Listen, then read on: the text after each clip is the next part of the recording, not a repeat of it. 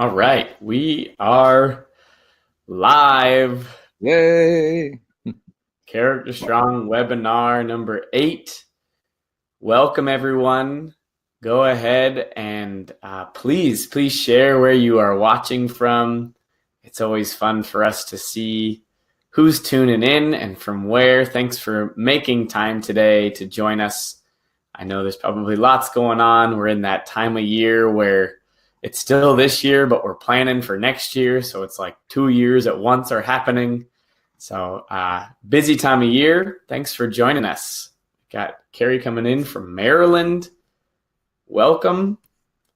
The chat box is set to private, so only we are able to see people commenting, see people sharing questions. And at any time, please feel free to drop those questions into the chat box. And over the course of the webinar, at the end of the webinar, or afterwards, we will be sure to respond to as many questions as possible. We got folks coming in from Texas, Missouri, Wisconsin, Maryland. That's amazing. Indiana, Las Vegas. Sandy Ginger's in the house. Sandy's the best. She's always on. That's great. I know. Sandy's a lifelong learner. She already knows everything too. It's amazing. Thanks for being here, Sandy. It's really cool. We've seen people come in. Literally just about everyone is from a different state already. How cool is that? Great. Welcome. For those of you just joining us, we're going to jump into our webinar today. If you haven't joined us before, welcome. If you have, thanks for showing up again. Today, we're going to start just a little bit differently. We want to start our time together with a question of the day. Please drop your answer to this into the chat box, and we might select someone for a special something before the end of our time together. So the question of the day, since we're talking about the 3 ways to impact school culture, the question is, what is the number one way you measure culture in your building, in your role, or in your district? Drop that into the chat box right now. What's the number one way you measure culture in your school, classroom, campus, or district? Or if you don't, then drop that as well. That's good information. Like right now, we don't. Looking for information on how to do that. As people are doing that, Houston, can you hear me okay? Is my video holding? We were wondering if the video was strong. Yeah. Give me a nod. We have a sick child at home, and so we had to find a new location for me this time, and we're hoping that the Wi-Fi holds. I think this is great. Someone said, I won't say the name, it says, I keep watching, so I'm prepared when I finally can convince our team to implement Character Strong, so they're like going to be fully ready for when the time comes. That's a great comment.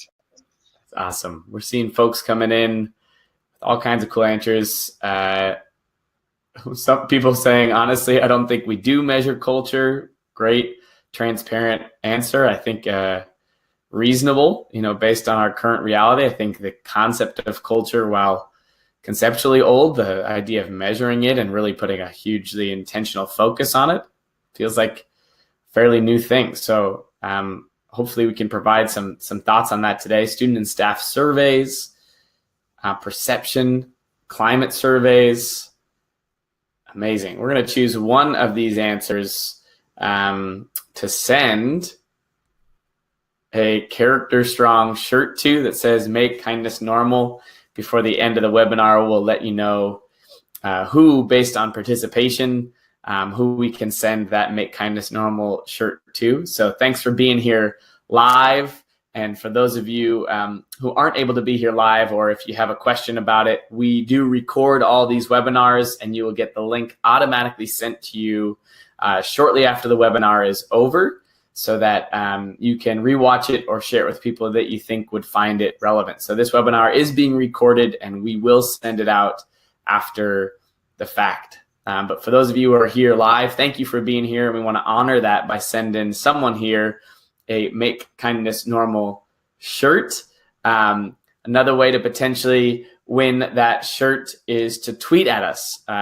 You see in the bottom left of the slides, It says tweet us at character. That is our Twitter handle. So if something resonates with you today or makes sense to you, or it's a paradigm shift, something you find interesting or useful, please tweet at us at character for a chance to win a Character Strong Make Kindness Normal shirt.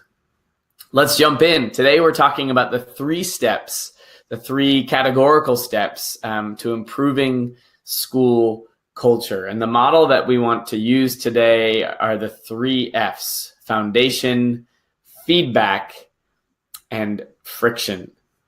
So let's start first of all with foundation, because if the foundation isn't strong, we're not building anything very effectively. And the foundation, the way we're going to start the conversation is thinking about it through the lens of MTSS, multi-tiered systems of supports. For those of you who joined us just a few weeks back, we were able to have with us on our webinar Dr. Clayton Cook, who is our higher ed support, brilliant, and talked in depth about multi-tiered systems of supports. I'm going to drop into the chat channel right now the YouTube link that is the follow-up from that webinar. And someone just asked, are we able to get access to previous webinars? Absolutely. In our follow-up materials, we will send you some of those things. But for now, the thing I just dropped into the chat for safekeeping is our webinar from Dr. Clayton Cook about MTSS. But let's talk about, John, why MTSS is foundational to school culture. And one of my favorite quotes that Dr. Clayton Cook used on our previous webinar was about this idea of equity or fairness. And he says that fairness isn't everybody getting the same thing. Fairness is people accessing what they need to be successful. And as we know, people need different things depending on circumstance or environment. So let's dig into the conversation about why MTSS is foundational, that foundation piece to building thoughtful, positive school culture. Yeah. And when you think about it, this webinar, unlike the last one, is about what are some 3 things right now this spring as we're looking to improving our school culture moving into next year. What are 3 things that we really need to be paying attention to and looking at either preparing for and or implementing so that we are more effective next year? And we will not go in depth like Dr. Clayton Cook did. That's why we dropped that webinar in there. But if we're going to talk about foundation, I don't know if there is a better move right now than a district looking at either improving its multi-tiered system of support, specifically on the behavior side, even though it connects to both, or implementing it, starting to move down that road. Someone already said in the chat, man, that's a hard one. We don't really measure culture right now. We are more reactive than proactive. I think one of the things that MTSS does is it helps us move into the proactive, knowing that a lot of what happens is in our work is how we respond, but how do we get into that more proactive nature? So just a couple key pieces about MTSS. One, it doesn't tell you what to do, but it does give you a framework. That's what I love about it. It gives you a framework on how we can braid all the things that we're doing in a more intentional way. Remembering that tier 1, what we're doing at tier 1 is for all, tier 2 is some, and tier 3 is few. And many times it's that tier 1 that is missing, and why we struggle to get those supports for some or the supports for few really gaining traction and moving forward. And so we'll talk a little bit about that here and what would be some key pieces. But when you think through the lens of MTSS, we're talking about evidence-based and practice-based. Like, we need to look at what is working in schools. There's evidence-based, and that is a key part, that we're looking for high-quality practices always that will help us move the work forward when it comes to behavior work, culture work, all the things that go into that. But sometimes, as Dr. Clayton Cook talks about, the evidence isn't there yet, because evidence and gaining that evidence is really expensive to do, to get those research studies. So then we got to look to practice-based evidence so that we are not doing what's good for kids because we're just waiting always on that evidence tag. So then we look at practice-based evidence. And Houston, do we have the video? We're going to drop it in the queue for people to watch later as an example. The video is working. We wanted to share this as an example of that practice-based evidence, a school that is tackling culture head-on Harlingen High School in Harlingen, Texas. We want to share a short video from some time we just spent with them recently, talking about how they've seen Character Strong impacting their school. It's just a 3-minute video, so I'm going to play that right now. We've educated them academically, but there's more than academics. We treat too much of the left brain in education today. Memorize this, write that, do this. Well, but let's look at the whole picture and look at beyond ourselves. As a principal, probably the most important piece of developing a school is having a good culture. How can we fix our society and our community if all we're focused on is graduating with diplomas?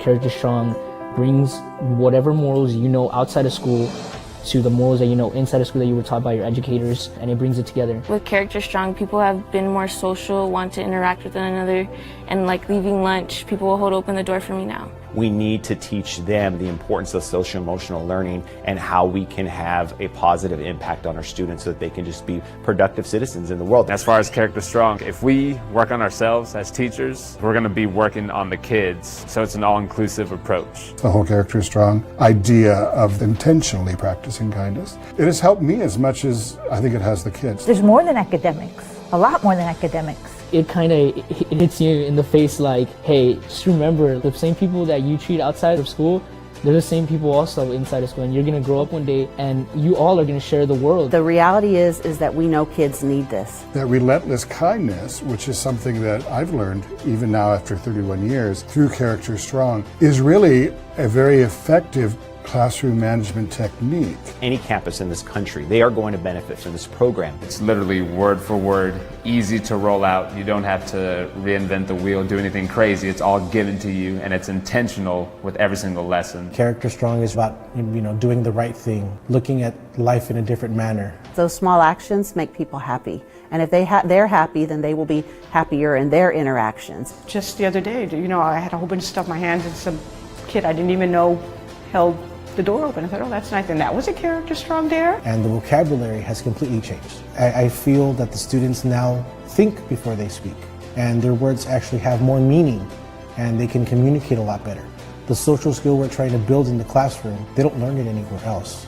So the classroom is where we have to teach it to them. We're now in this generation where we have the ability to connect so instantaneously, but we've never been so disconnected with each other as human beings. It's helping kids, and not just kids, it's adults as well, strengthening like commitment and empathy and kindness and loyalty and truthfulness and selflessness, like just strengthening those skills so that our kids are better prepared for everything that's out there in the real world. It's our responsibility to teach being a good role model and what should be done in certain situations. We need to be a role model in the classroom, but outside the classroom as well. That small gesture says you matter and you exist. And I think that helps change the culture of the school. I was just in awe of everything they had to say, and I thought, oh, this is an amazing program.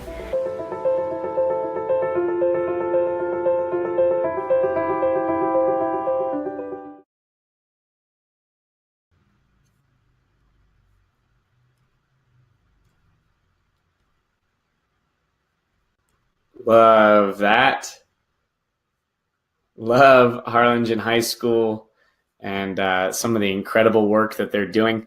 Just wanted to show that as an example since we just recently got back from filming with them. We're going to come up with another video about how they've implemented and built that strong foundation, but a fun thing to share as an example of practice-based evidence of how Character Strong is working in their school. So John, tell us about how MTSS and what it looks like to have a strong Tier 1 approach.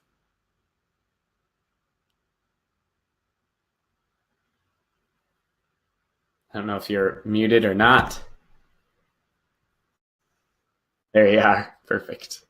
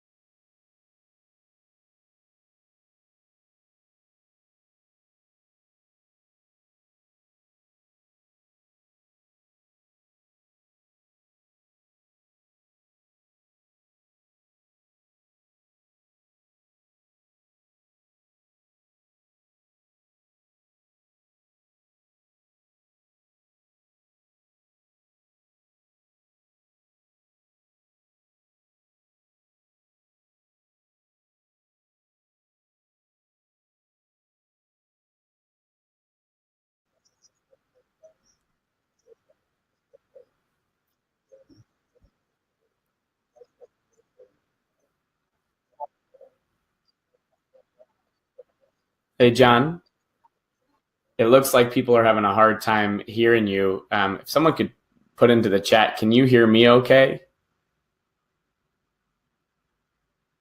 Yeah, they're not getting a visual or audio for you, John.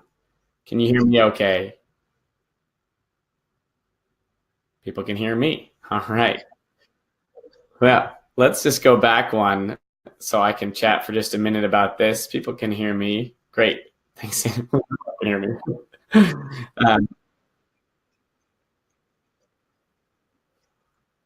So to make sure that folks heard what John was sharing just a moment ago, MTSS is the operating system, as Dr. Clayton Cook says. It's the operating system where all your programs, practices, and policies run inside of it. And I love this idea. It's a service delivery framework. So it's intended to braid everything you're doing into one cohesive system of support. So it moves us away from just saying we are a PBIS school.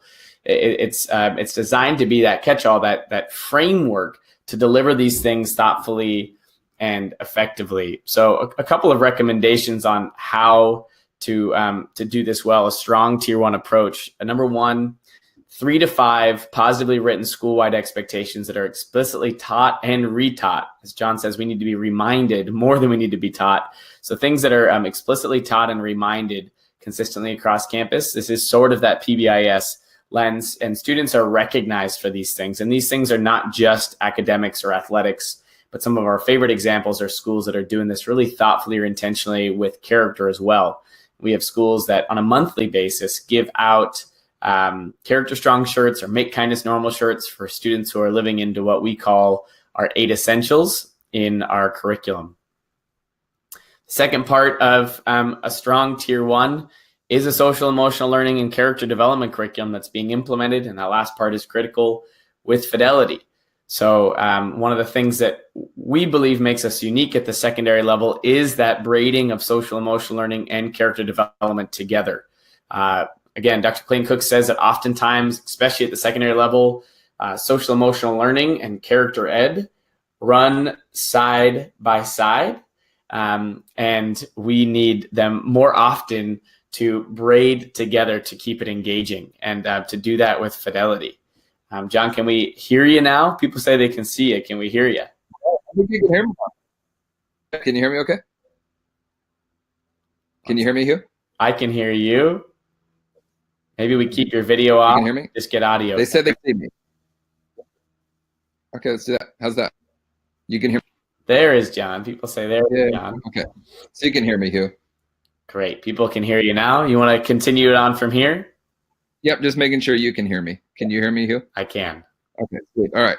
So yeah, so I think the key is with that SEL character development that at that secondary level, very few people in the past are doing something for that space beyond assemblies or other things. And we need to infuse that at the secondary level as much as we do the elementary level. And so that is a space where we are supporting schools across the country when it comes to that work. How do we get serious and all in with teaching the social emotional learning skills and character development skills that we know are critically important? A part of an MTSS is that proactive detection, which is universal screening. At the role that I was in at the district level, K through 12, we did a universal screener district wide. And really what it did is, in a proactive way, it gave us a pulse of where our schools were at in terms of what we were doing and how much of what we were doing at the tier 1 level, how many students was that serving. And what it does in a universal screener is it really helps with that. It helps to give us an idea of our tier 1 is at an 80% level, which is the national average, which means we have 20% of students that might be in need of extra supports on the behavior side. Well, what if we could get it to 85%? What if at some point we could get it to 90%? 90% of what we're doing on the tier 1 level, that universal all is handling 90% of our students, which means we could then zero in on 10%. But then how do we get more effective at serving that tier 2, tier 3 level? So how do we know that what we're doing to serve students is the right behavior intervention? How do we move from having 70 some different interventions down to maybe like 7 and have an intentional way, not just a feeling? Because sometimes when we work based on feeling or I think, then we might have a garbage in, garbage out type scenario where we try something just because we know it, but it may not be what's best for that student. And there are tools out there connected to universal screening. We did the one, it was a free one called the BEISY, BEISY.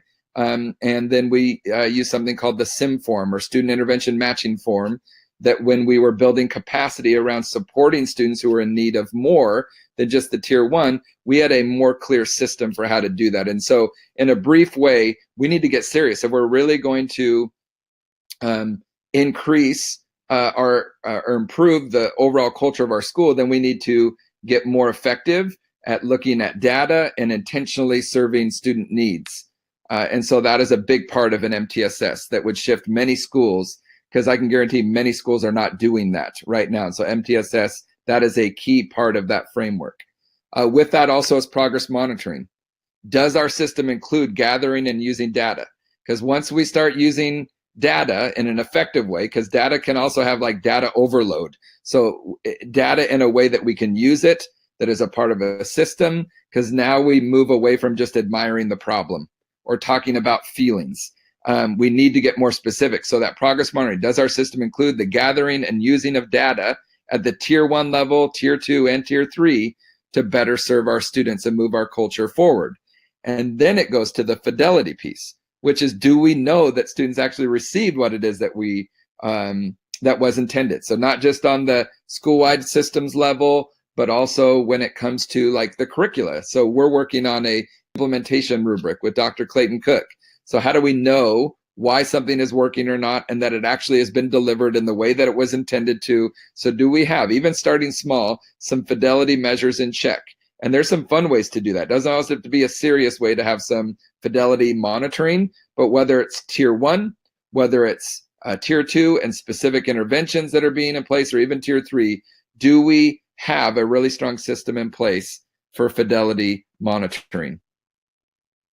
And that line that was in that last webinar from Dr. Clayton Cook was, students can't benefit from something they don't receive. And as simple as that is, how many times is that the case? It's like, well, why didn't it work? Well, did they receive it with fidelity? And so that is a big part of an MTSS. And then that data-based decision-making. And I just remember how powerful it was when we strengthened the overall MTSS of our schools and district. And then we were able to really get serious about how we were even doing our meetings. So like team initiated problem solving, or the TIPS process, where it was concise and it wasn't death by meeting. And we were moving through like how we could best support this student or this group of students. And we were looking at data, and it was organized, and people were far more engaged because we had a really clear process for data-based decision-making. And that is something that MTSS drives you to do. And then finally, having a problem-solving team, or using problem-solving teaming as a part of your work. And Dr. Clayton Cook says there is no successful model on the planet without effective teams who engage in problem-solving process, who own the work in a building. So no matter what you're doing, when it comes to culture work, moving your tier 1 forward, moving your overall work forward in a school, you need to have a team that is meeting somewhat on a consistent basis, that owns that work and is helping to drive it forward. And in an MTSS, someone asked, what is it? Multi-tiered system of supports. So you might think RTI a little bit, but it's different than RTI, that response to intervention. It moves beyond that, but it is looking at the tiers and then putting a really intentional system into place to braid what we're doing and support and meet students' individual needs. And thank you, Houston, for putting that back in the chat. There's that webinar link that people can watch if you want to do a deeper dive. The key is, if we're going to move forward our school culture for next year, and you don't have MTSS in place, our recommendation is you need to start looking at MTSS. What parts you're already doing, because guaranteed you are already doing parts of MTSS. And then looking at where can we strengthen, starting always with the tier 1 level, which even before that, MTSS would say, you need to do a belief survey.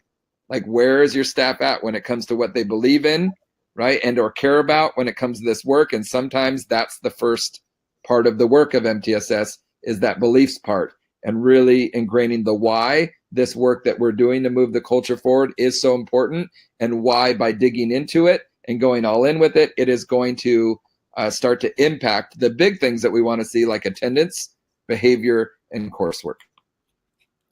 Yeah, again, MTSS, multi-tiered systems of supports. It's that service delivery framework. Dr. Clayton Cook says it's the operating system to hang all the great work that sometimes people are already doing in a simpler way to approach it, right? Tier 1 is what are we doing for all, Tier 2 for some, and Tier 3 for few. And I dropped that link into the chat if you want to take a longer look at what Dr. Clayton Cook talks about in regards to MTSS. It's a great foundational piece in that webinar, as well as some really cool links to how Character Strong is working specifically on that. Hugh, can I add one just thing to it too, in terms of the intentionality of why it's so important, is when you use things like the perception data for the culture of your school, so getting student voice in that, getting staff voice, and when you use universal screening, where you're looking for externalizing behaviors that might put a student at risk and internalizing behaviors that might put a student at risk, and shows a need for more supports.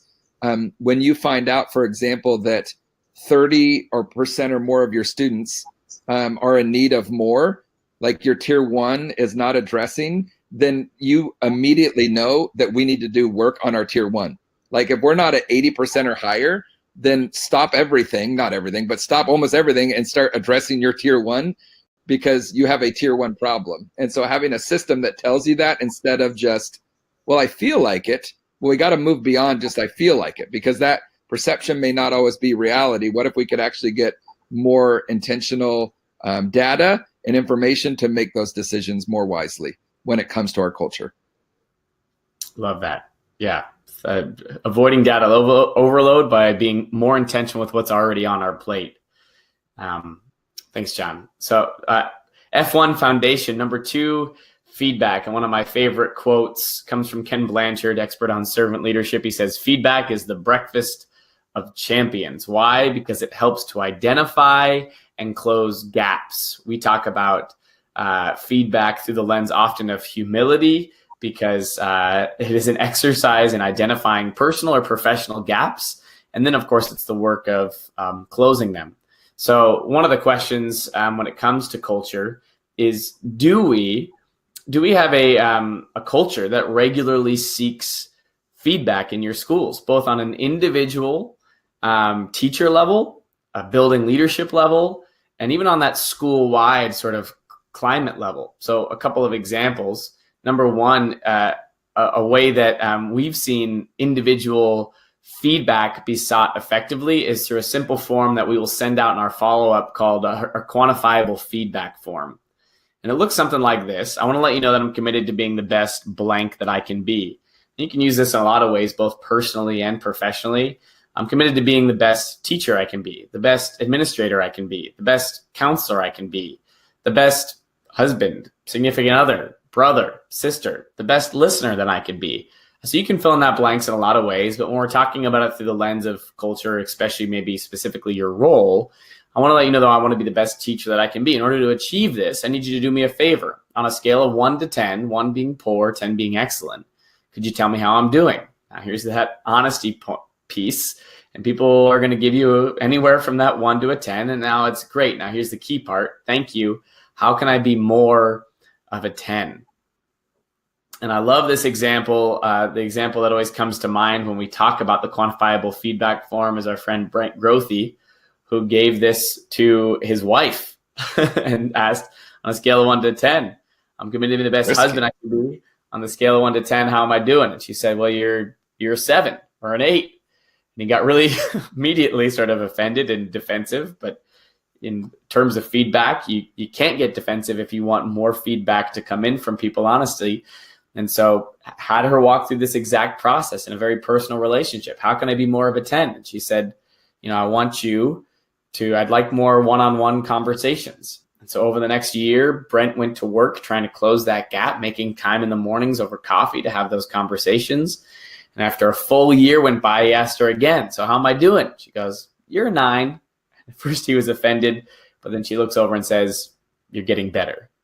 And that's what this work is about, is identifying gaps where we can get better. But if we don't ask the question, then sometimes we missed opportunities to identify those blind spots in our life. So this is a simple tool you can use to identify blind spots personally or professionally. But I know John did this in the classroom, and over the course of a year was able to identify a couple of character gaps and professional gaps in his teaching. He would give this to students and staff members. He gave out 10 of these a week, John, for a year? 1 of these a week for a year. A big stack again. And you can maybe imagine some of the data that you get as a result of that can be really profound. And then, of course, the question is, are you willing to act on it after you receive that feedback? So we'll send you the quantifiable feedback form.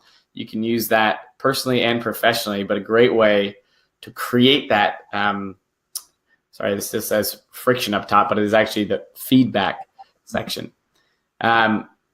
Another one of our favorite exercises when it comes to the individual level is what we call the 1 question gap identifier. It's part of our character dare process. And all it is what is one way that I could be better in our relationship?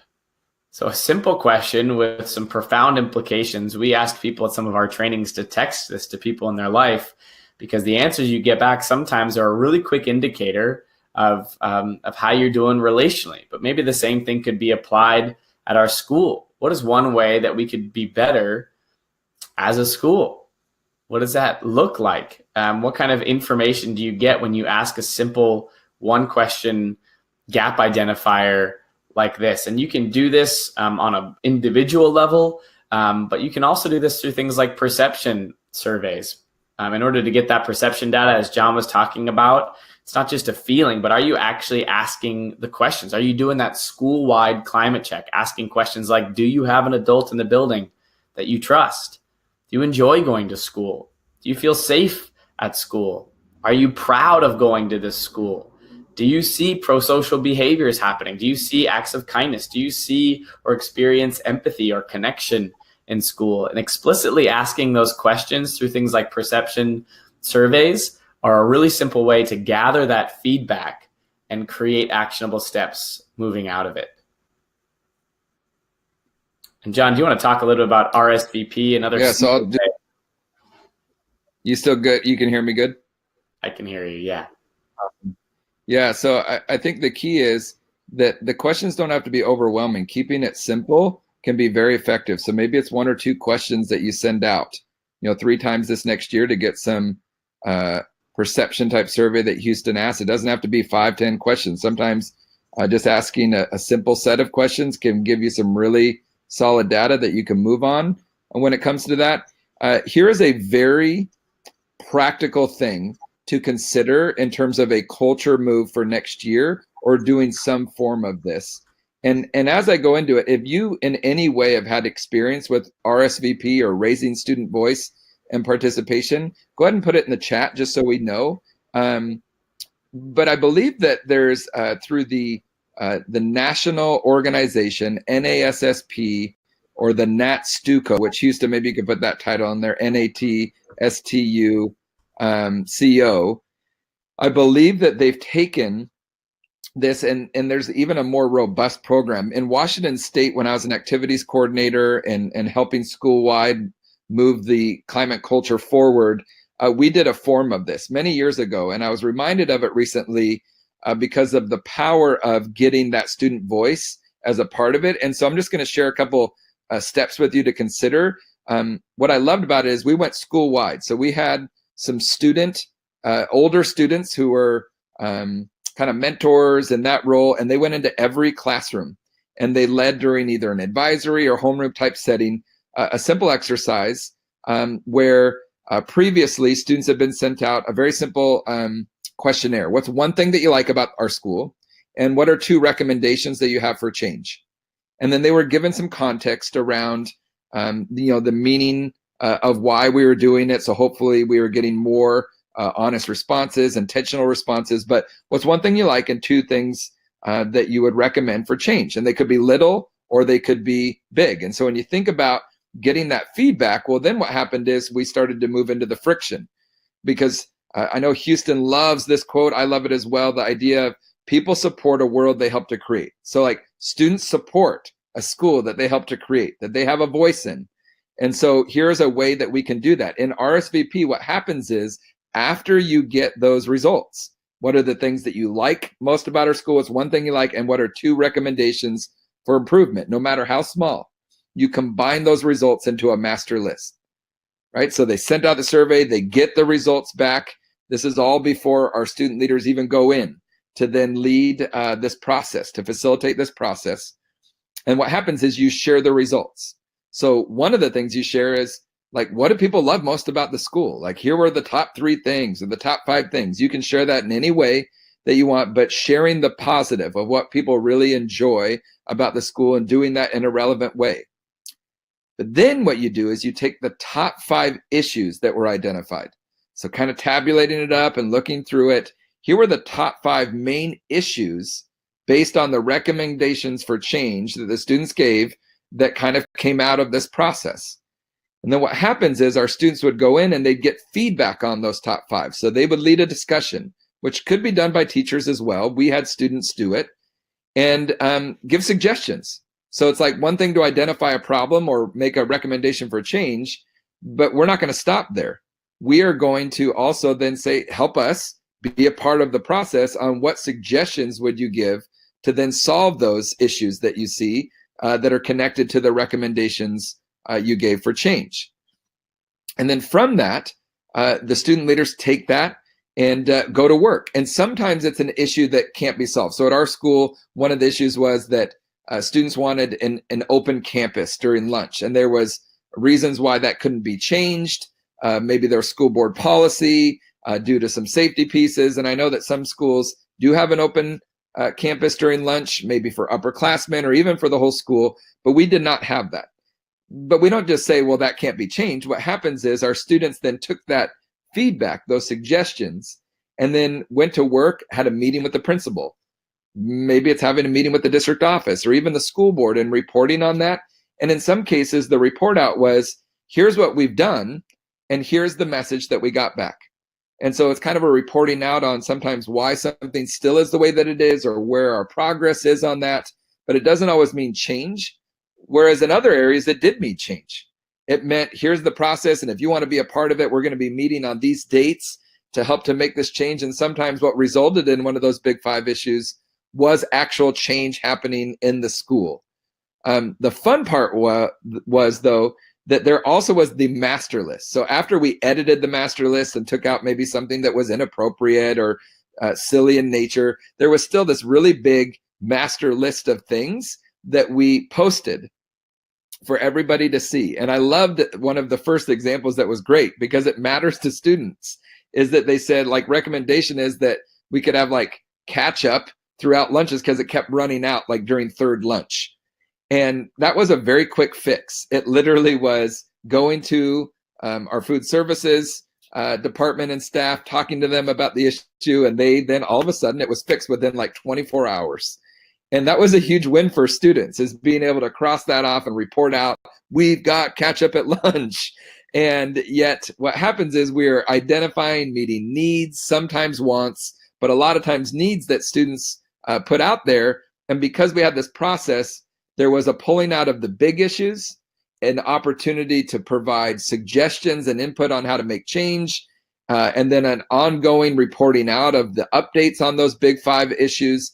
But then there's that master list that both staff and students can go to work on to try to be checking things off when it comes to improving things in the school based on student voice. And so that's that piece. Every time that something gets completed, fixed, etc. during the year, we'd cross it off. We'd have fun ways of reporting it. And so students really felt like their voice was being heard, even when it was times when maybe it wasn't getting checked off, but we were giving an update on where we were at or why something is the way that it is.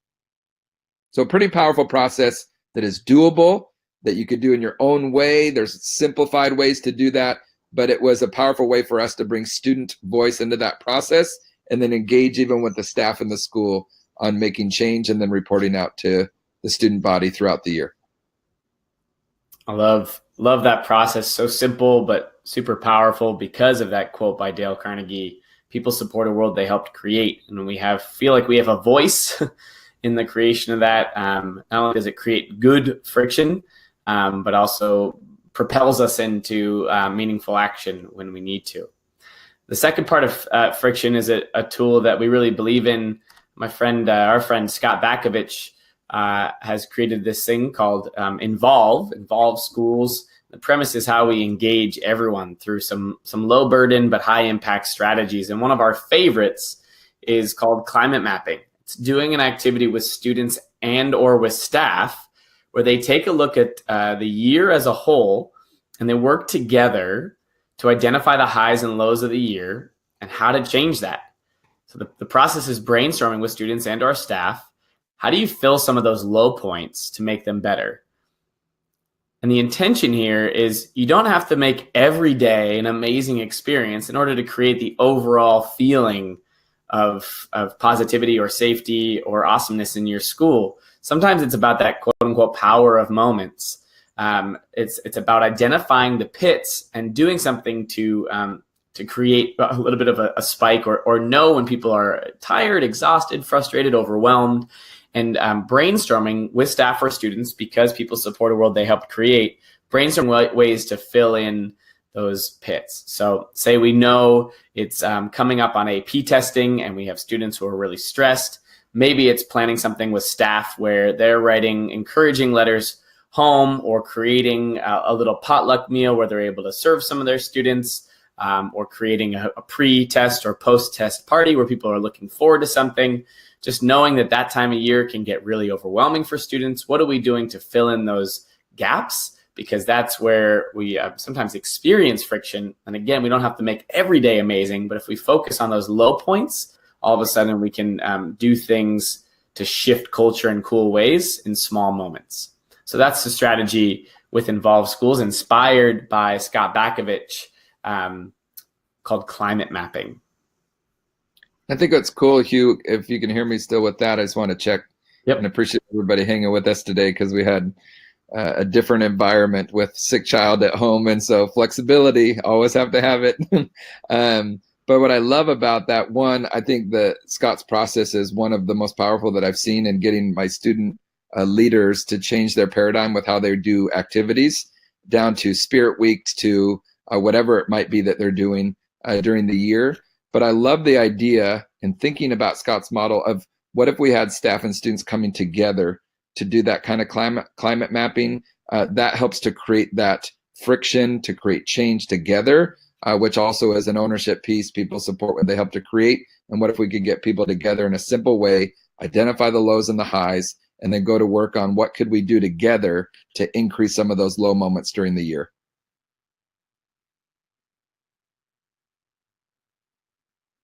Oh, I think you're off your volume. There you go. It happens to both of us.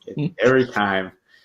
Yeah, just thinking through that lens of low burden, high impact. Don't ask a lot of students to be involved. And that's the premise of Involve. That's a premise a lot of what we believe in when it comes to both staff and students. Are we giving people really simple, practical tools to get people involved in really low burden ways, but still make them feel a part of the community? And one of the things that we'll send as part of the follow-up is our new sort of proven process packet. We'll send it as a PDF that explains all the things that we have to offer. And along the way, as we explain the different components that we have to offer to support intentionally shaping and strengthening and creating positive and safe school culture, you'll also find a bunch of low burden, high impact strategies that you can share with both students and staff. So as part of the follow-up from today's webinar, we will make sure to send you that PDF as well. If you want more information, this was sort of the fast-paced conversation about school culture, but if you go to characterstrong.com/educators, you'll find a list of our upcoming training dates that John or myself will be leading here, especially in the spring. We'd be really excited to have you at one of those dates if you find one that's close to you. We go in depth over the course of a day. It's a 7-hour day, and it is packed with the very best stuff we've learned. I've worked with over 600 schools globally, talking and thinking about culture. John has spoken in hundreds of schools and has also been in the trenches as a classroom teacher, teaching leadership, and at the district level as the program administrator of the whole child. So between the two of us and a lot of input from educators who are new and veterans, we've created a pretty awesome training that we'd love to share with you if you get a chance to check that out. As we finish up our conversation today, I want to say thank you and a congratulations to Marcy from Connell, Washington. We'll be sending you a Make Kindness Normal shirt. Thank you for participating, for joining us on Twitter even a little bit. We appreciate you being here live today, talking about the 3 ways to impact school culture through building that foundation, seeking feedback, and finding good friction to move the work forward. If anyone has any questions for us, please feel free to send us a note at contact@characterstrong.com. And if you have anything you want to drop into the chat now, we will take note of it, and we can always send you a follow-up afterwards. Anything else, John? Yeah, I think the other thing that we're interested in is doing a lot of these and looking. We'll be having some different guests coming up on some different webinars. Is what type of topics are interesting to you? What would you like to see some webinars on, knowing that we very much believe in that holistic approach to what we're doing. And that is why we're bringing in things like MTSS and not just activities, because that systems work is critical. And talking about practical ways that we can do this, getting different experts on. We want this to be a value add for you. So if there is topics, things that you'd like to hear more on, for example, any administrator, any counselor, anybody that's in your school that has interest, coming up on March 19th, we're going to have Dr. Clayton Cook back on. And what I love about this specific webinar is we're going to talk about the prompt model, which is how do we more effectively deal with problem behavior. But the really cool part, and what Dr. Clayton Cook is so good at, is we'll share that model and then just take questions. And it's what I used to do with him all the time when he worked with us in the district, is give him almost any behavior scenario you can imagine, and he will give you some insight into how do I deal with that. And I still remember the kindergarten teacher that is like, what do I do about the student that just keeps going under their desk and won't come out? And it's like how he helps coach through that to even deeper sometimes situations at the secondary level. And so it's a great one to make sure that you're registered for, to join us on. And please do be sending us topics that you'd like to see, as well as any questions that you might have. I'm not seeing a lot come in, Hugh, so they might be willing to send it to us via email if there is any. And I know a lot of people watch these afterwards when we send out like the YouTube link when they can watch it and have more time. We'll send out all the follow-up materials here over the next 24 hours. I just dropped characterstrong.com/webinars into the chat if you want to sign up for any of our upcoming. We have a few coming up that are going to be exciting. And thanks, Monica, for the topic suggestion, getting buy-in from admin and or teachers on SEL. We would love to share more about that. And we will follow up with you directly regarding that and have a webinar on it soon. So thanks you, everyone. Thank you, everyone, for your time today. If you ever want to hop on a call with us, talk about a simple way to get buy-in from admin and teachers. Myself and John hop on calls all the time to answer questions and to generate buy-in, because sometimes it's just about speaking that language and getting people into the vision. And so you can get a hold of us at calendly.com/characterstrong. Hop on and find a call, or like I mentioned in the chat, contact@characterstrong.com, email or phone. We'd love to answer those questions. And thanks for your time today. Let's keep building incredible cultures in our school. Culture is the foundation for everything that we do. And so we have to be thoughtful and intentional about how we build it, how we do it. And grateful for you as educators for making the time to put the attention on it today. Thanks, Hugh. It's always fun jumping on with you. Have a great day. Make it a great day.